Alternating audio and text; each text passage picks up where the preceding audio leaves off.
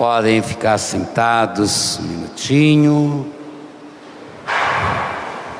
Queridos irmãos, queridas irmãs, estamos celebrando o terceiro domingo do Santo Advento. Esse domingo, ele tem uma conotação toda especial, que é o sentimento da alegria. Viver esse momento da alegria na nossa vida, não só por ocasião da celebração litúrgica do Natal do Senhor, mas como verdadeiro cristão e cristã na nossa caminhada rumo à casa do Pai. Talvez nós podemos até nos perguntar, mas como viver essa alegria num mundo tão conturbado, no mundo onde a gente assiste tantas desgraças, tantas coisas ruins acontecendo? Como que nós podemos viver essa alegria? Ora, essa alegria que a palavra de Deus hoje nos traz neste terceiro domingo do Advento, não é essa alegria passageira que muitas vezes nós celebramos. Ao celebrarmos um aniversário, ao ganharmos um presente, a reencontrar um amigo, uma amiga, tudo isso traz uma alegria, mas uma alegria momentânea, é a alegria passageira, essa alegria da qual Deus nos convida a viver, é essa presença de sua divindade em nosso meio. É entender que nós somos cristãos, que nós somos, antes de tudo, filhos e filhas amadas de Deus, e que quando Deus nos criou à sua imagem e semelhança, Ele colocou em nós o espírito da alegria, e é esse o espírito que nós não podemos perder, mesmo diante das circunstâncias em que nós vivemos. Veja, por exemplo, a primeira leitura, tirada do livro do profeta Isaías. Aqui ele fala sobre essa alegria do povo. Mas era um povo, a maioria deles, que estavam ainda vivendo dentro de um cativeiro, onde eles eram oprimidos, onde eles eram perseguidos, onde eles eram maltratados, onde eles eram mal amados. Mas o que mais convinha na vida daquele povo não era o tratamento das pessoas em si, mas era a vivência na presença de Deus Altíssimo. Por isso que mesmo diante daquelas circunstâncias, eles expressavam essa alegria, porque é uma alegria que não depende, da nossa racionalidade, mas uma alegria que depende da nossa fé e da nossa espiritualidade. Ao mesmo tempo, é esse convite para exultarmos sempre na alegria. São Paulo, na segunda leitura que nós acabamos de proclamar, tirada da primeira carta aos Tessalonicenses, ele exorta aquela comunidade de fé a viver sempre na alegria. Diz ele, irmãos, estai sempre alegres, rezai sem cessar, dai graças em todas as circunstâncias. Claro, meu irmão, minha irmã, se a gente se deixar levar pela nossa razão, se a gente se deixar levar pelas desgraças e catástrofes que vai existindo e surgindo em nosso meio, nós jamais deixaremos essa alegria, esclarecer na nossa vida. O cristão, aquele que segue Jesus, ele deve viver esse momento, nessa caminhada, na alegria, porque viver na alegria é viver no Cristo, porque o Cristo é a alegria, o Cristo não é tristeza, o Cristo não é derrota, o Cristo, é exatamente aquilo que nós devemos expressar na nossa vida, principalmente como cristãos. Veja o que Paulo diz: não apagueis o Espírito. O Espírito aqui não é o Espírito Santo, não. Vamos aqui interpretar que Paulo está falando aqui para não apagar o Espírito Santo, não. Por isso, ele vai deixar claro: não apagueis o Espírito. Esse Espírito é exatamente essa alegria. Meu irmão, minha irmã, qual foi a primeira palavra que o anjo pronunciou no momento da anunciação? No momento em que ele disse que Maria seria a mãe do Filho de Deus, a primeira expressão que o anjo anunciou foi essa, alegra-te, alegra-te, ó cheia de graça. Também é nesse mesmo sentimento que nós devemos viver a nossa fé, que nós devemos viver a nossa espiritualidade, que nós devemos viver a nossa religiosidade, o nosso cristianismo. Há uma frase que diz, um cristão triste é um triste cristão. Por que muitas vezes nós vivemos na tristeza? Por que nós nos entregamos à tristeza? Eu estou triste. Andamos de cabeça baixa. Lembram, vamos aqui, abrir um parênteses, mas vamos aqui lembrar daquele momento após a crucifixão de nosso Senhor Jesus Cristo. O que aconteceu? Quando aqueles 2 discípulos estavam caminhando em direção a Emaús, eles caminhavam de cabeça baixa, com uma expressão de tristeza,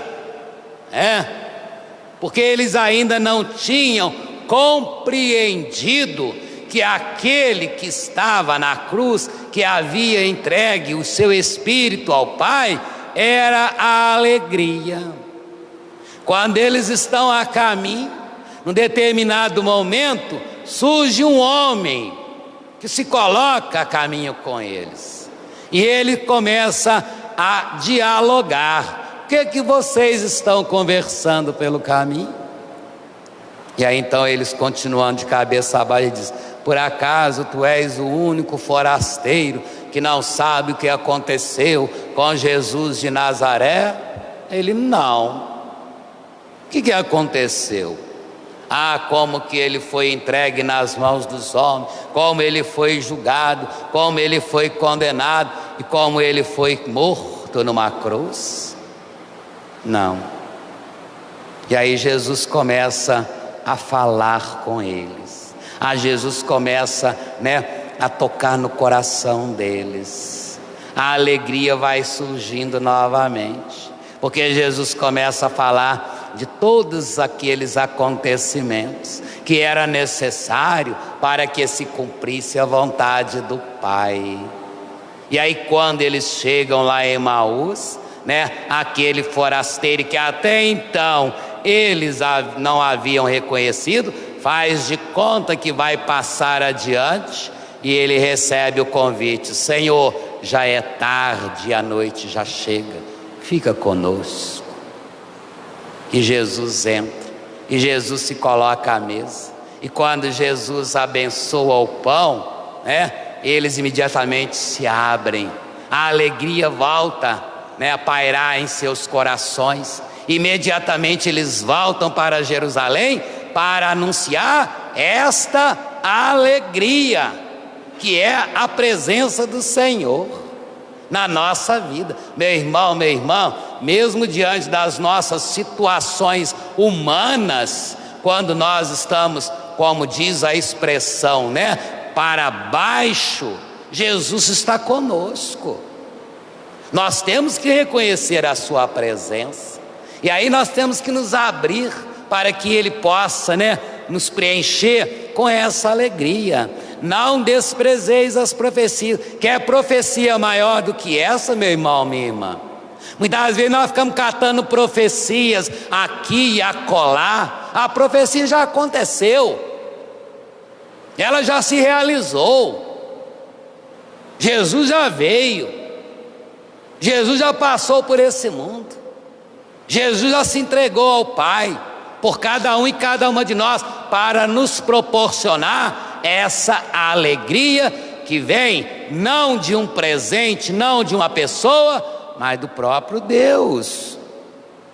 O Espírito do Senhor Deus está sobre mim, porque o Senhor me ungiu, enviou-me para dar a boa nova aos humildes. Olha só a expressão da alegria. É aquele que se deixa revestir pela graça de Deus.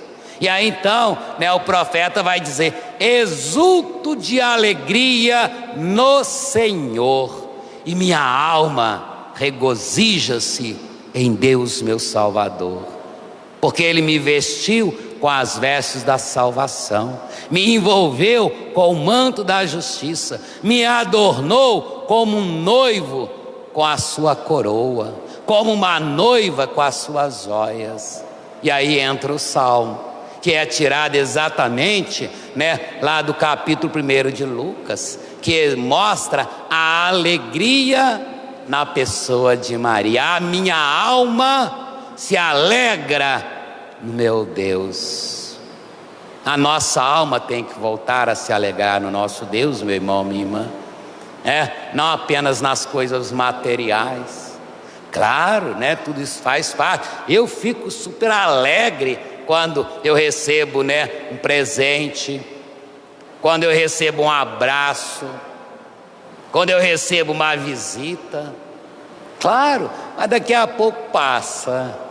Muitos de vocês vão receber visitas agora, talvez visitas que moram longe, parentes, filhos, noras, genros, netos, talvez tem meses que não os vê, aí quando chega é aquela alegria, né mesmo? A gente faz festa, a gente abraça, a gente beija, a gente fica feliz da vida, se exulta de alegria, porque recebeu aquela pessoa, aquele irmão, aquela irmã. Mas passa uma semana, 2, 3 dias depois, aquele pessoal vão embora. Aí o que surge em nós? A tristeza, a tristeza. E aí a gente usa aquela expressão: nossa, a minha casa agora está parecendo velório, está triste, ficou vazia. Não, meu irmão, aquilo passa. Veja, passou, mas Deus permanece. É nele que nós devemos exultar essa alegria apresentada a nós por João Batista, como ele diz no Evangelho. João Batista, ele movia-se com essa alegria de ter sido enviado de Deus para poder preparar os caminhos do Salvador. E ali ele vai se colocar no seu lugar. Ele não vai usar do seu poder, não vai usar da sua oratória para se colocar acima de Jesus. Quando eles perguntam quem é, ele vai dizer, eu sou apenas uma voz que clama no deserto. Preparai os caminhos do Senhor, endireitai suas veredas. Eu não sou o Cristo, eu não sou o Messias. Mas se você não é Ele, por que você batiza? Porque eu batizo com água. Ele não, Ele batizará com o Espírito Santo. Eu não mereço desamarrar a correia de suas sandálias. Ora, meu irmão, minha irmã, já nos aproximando da celebração litúrgica do Santo Natal, expressar essa alegria também com os nossos convivas, com aqueles e aquelas que estarão ao nosso lado, mas não faça daquilo que é material a sua alegria plena. Faça daquele que nasceu, vindo no ventre de Maria, que nasceu numa manjedoura, faça dele a sua alegria eterna. Aí sim entrarás na glória do Pai, cantando: a minha alma engrandece o Senhor e o meu espírito se alegra em Deus meu Salvador. Abramos o nosso coração e peçamos a graça da alegria.